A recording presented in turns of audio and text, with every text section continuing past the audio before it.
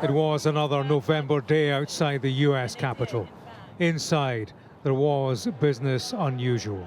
This just doesn't make sense. A big story just got bigger, with fresh revelations on the Epstein affair. Yet more notes on a scandal. Yet again, they cite the president. In Jeffrey Epstein emails released by the House Oversight Committee. One from 2011 to his co-accused Ghislaine Maxwell reads, "I want you to realize that the dog that hasn't barked is Trump. A victim, name redacted, spent hours at my house with him.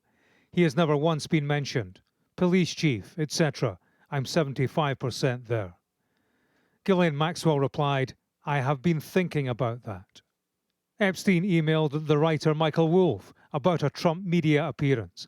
The author replied to him, "If he says he hasn't been on the plane or to the house, then that gives you a valuable PR and political currency. You can hang him in a way that potentially generates a positive benefit for you. Or if it really looks like he could win, you could save him, generating a debt." On the congressional committee investigating the Epstein affair, Trump's political opponents say it's political dynamite. Our leadership here is implicated in the largest sex trafficking scandal in the history, not only of the United States, but potentially in the planet. And so this email, especially the 2011 email from Jeffrey Epstein to Ghislaine Maxwell, directly references Trump. It directly talks about how he spent time with one of the victims of his sex trafficking crimes at Jeffrey Epstein's house. Donald Trump was a friend of Jeffrey Epstein before they fell out. The name redacted from the new emails was unredacted by the Trump administration. They named her as the late Virginia Giuffre, Andrew's accuser. This was a White House standing by their man.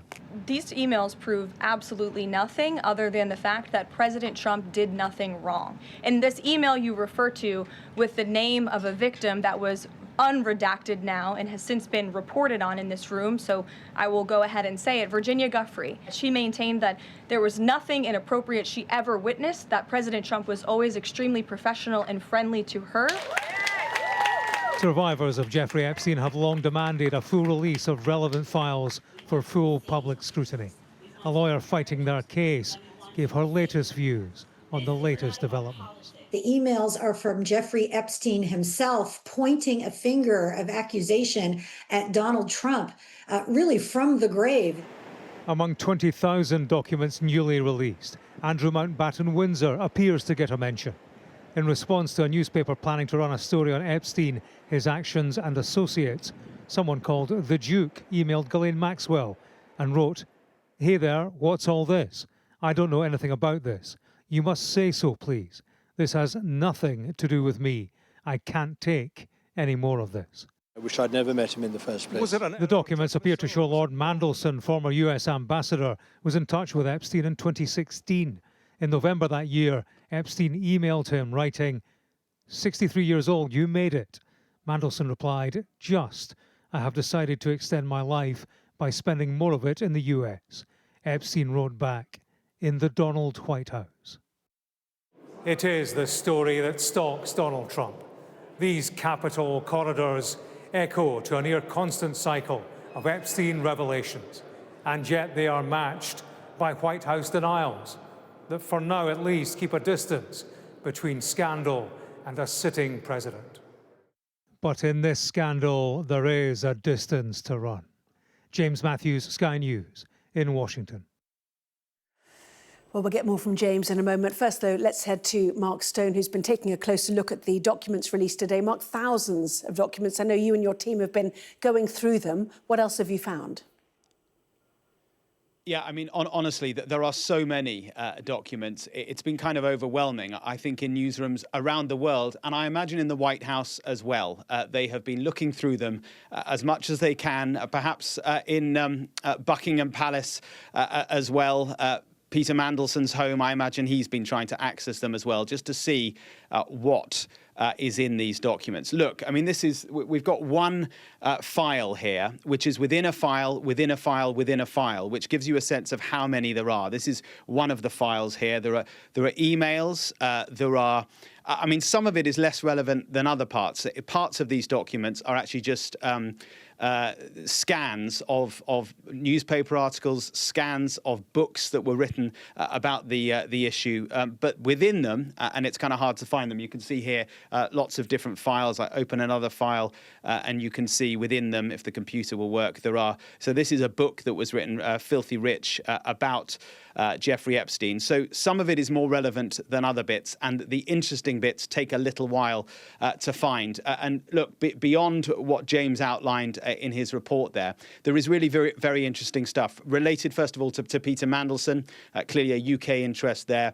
This email between Peter Mandelson and Jeffrey Epstein, an email exchange, November 2016. Now, that's important because it is much later than we previously knew Mandelson and Epstein had been in touch. It was publicly known that they'd been in touch in 2010, but not as recently as 2016. And as James said, they discussed the prospect of Donald in the White House. Peter Mandelson writes to Epstein, Donald in the White House, will he get there? This was 2 days before the 2016 election, which we know that Trump won.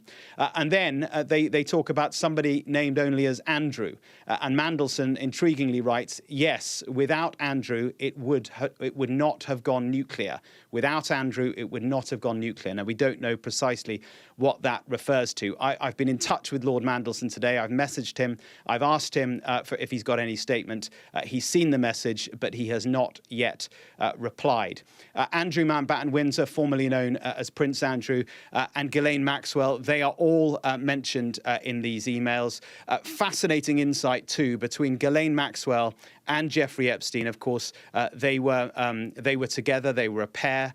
And what we get a sense of is the sort of, they kind of scrabbling with how to deal with both the legal storm that it was unfolding and the media storm that was unfolding around them. There's an email from January 2015 where Epstein writes to Ghislaine Maxwell, they need me to say that I was not aware of massage with Andrew in my house. These things have to stay, along with meeting and rebutting those allegations. I need it ASAP. So a glimpse there into the private emails between Ghislaine Maxwell, now, of course, in an American prison for her part in all of this, and Jeffrey Epstein, who died in prison back in 2019.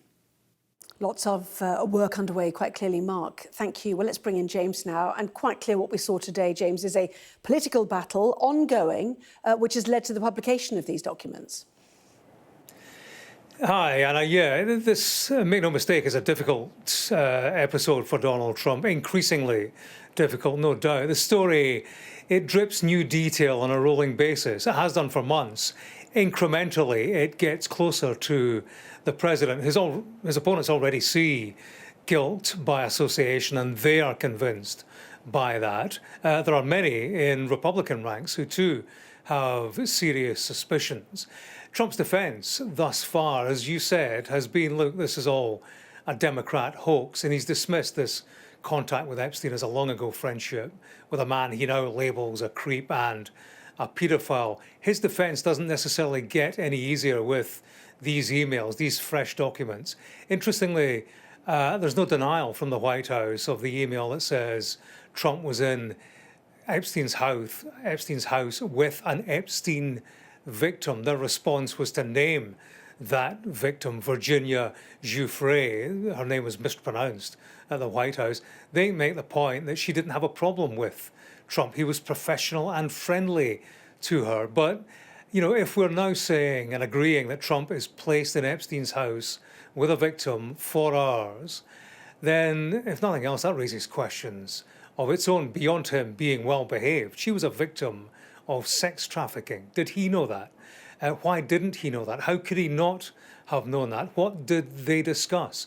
What did he think a young girl was doing in that set of circumstances, in that situation? It's interesting, the White House chose to name her, Virginia Giuffre. Her family have been very vocal about Donald Trump themselves. They've had a lot to say about the Trump administration, and what they have said is release all the Epstein files. So, new fresh problems for Donald Trump, no doubt. Politically, it is a story that continues to move. A new Democrat, Anna, is due to be sworn into the House of Representatives. That will give them the numbers to get this petition over the line, a petition calling for the release of the full Epstein file. So that will be another political difficulty for Donald Trump. And generally in this story, the more we learn, the closer it all does get to the president.